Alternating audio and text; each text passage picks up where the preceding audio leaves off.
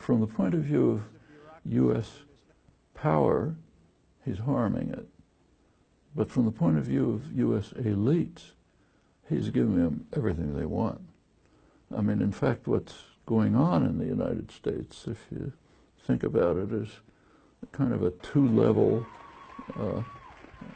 wrecking ball, if you want to call it that. Trump, his role, whether this is conscious or not, I don't know, but you can see what's happening. Trump's role is to ensure that the media and public attention are always concentrated on him.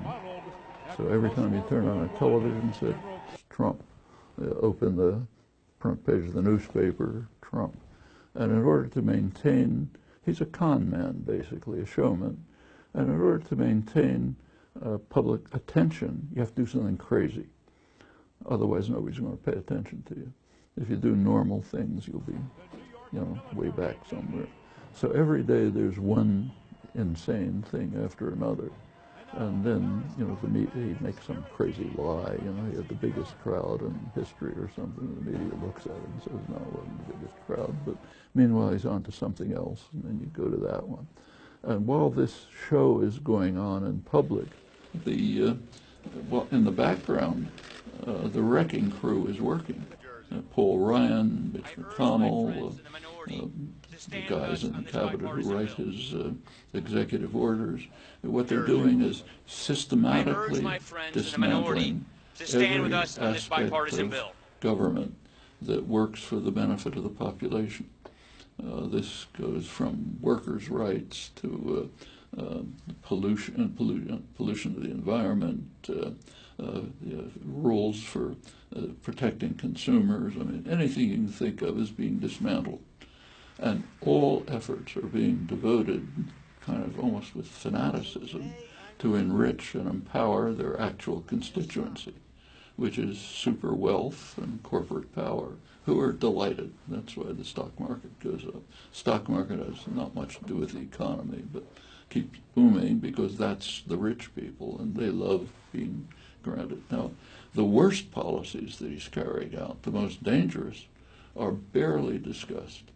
Those are the two existential threats that we face.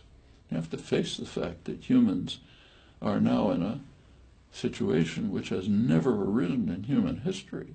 This generation has to decide whether organized human existence is going to continue. And it's not a joke. It's global warming and nuclear war. Those are the major issues. They ought to be big headlines every day. And Trump's actions are making both of them much more dangerous. In the case of nuclear war, the policies are significantly increasing the threat of nuclear war. In the case of global warming, it's almost indescribable. Not only has the U.S. pulled out uniquely, alone in the world, it's pulled out from the international efforts to do at least something about it.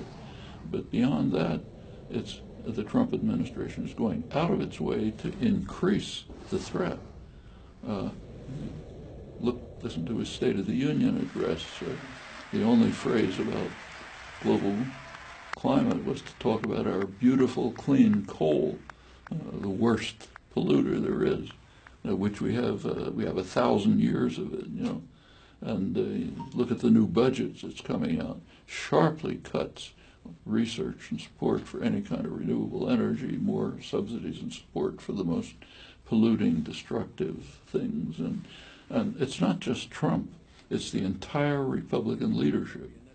So if you look at the 2016 election, at the primaries, every single candidate, not a single exception, either denied that global warming is taking place or said maybe it is, but we shouldn't do anything about it, which I think is worse. They were called the moderates, like Kasich. And if you look at Trump himself, or say Rex Tillerson, Secretary of State, they know perfectly well that humans are causing global warming. In fact, Trump has golf courses all over. He hasn't built a wall in Mexico yet, but he's building walls around his golf courses to make sure that the sea level doesn't destroy them. Rex Tillerson was CEO of ExxonMobil. Since the 1970s, scientists at ExxonMobil have been, we now know they've been made public, forced to be made public. They've been producing severe warnings to the leadership about the effect of the use of petroleum on destroying the environment. So they all know about it, but they're not doing anything about it, which is a level of criminality that is almost hard to find words to describe. I mean, here are, educated, well-off, rich people, upper elite, who know that what they're doing is destroying the prospects for organized human life, and do it anyway because they make more profit tomorrow. Can you think of an analog to that in human history? I really can't. I mean, I've said sometimes what's considered an utterly outrageous comment that today's Republican Party is the most dangerous organization in human history. Sounds outrageous, but think about it for a moment. I mean, Hitler didn't intend to destroy the prospects for human existence. Attila the Hun didn't intend that. Nobody has. But that's what these guys intend. And it's not ignorant, uneducated, religious fundamentalists, whatever you want to blame people. These are the most educated, best supported people in the world. And they're doing this eyes open because you can make more profit tomorrow. It's hard to imagine anything like it. And it's not just my opinion. Take, say, the Bulletin of the Atomic Science, the Doomsday Clock, famous Doomsday Clock. It's set up by the Bulletin of Atomic Scientists since 1947. Each year they gather distinguished physicists, political analysts, others to look at the state of the world and make a judgment of how far we are from terminal disaster. Midnight is terminal disaster. In 1947, the clock was set 7 minutes to midnight. It's after the atom bomb. Moved up and back since. Now it's at the closest it's been to midnight ever. They just moved it to 2 minutes to midnight. That's where it was in 1953, when the U.S. and later the USSR exploded thermonuclear weapons, which could totally destroy the world. So it went to 2 minutes. Now it's back to 2 minutes. And that's the Republican Party. That's the ones who are running the country and dominating the world. There's never been a situation like this.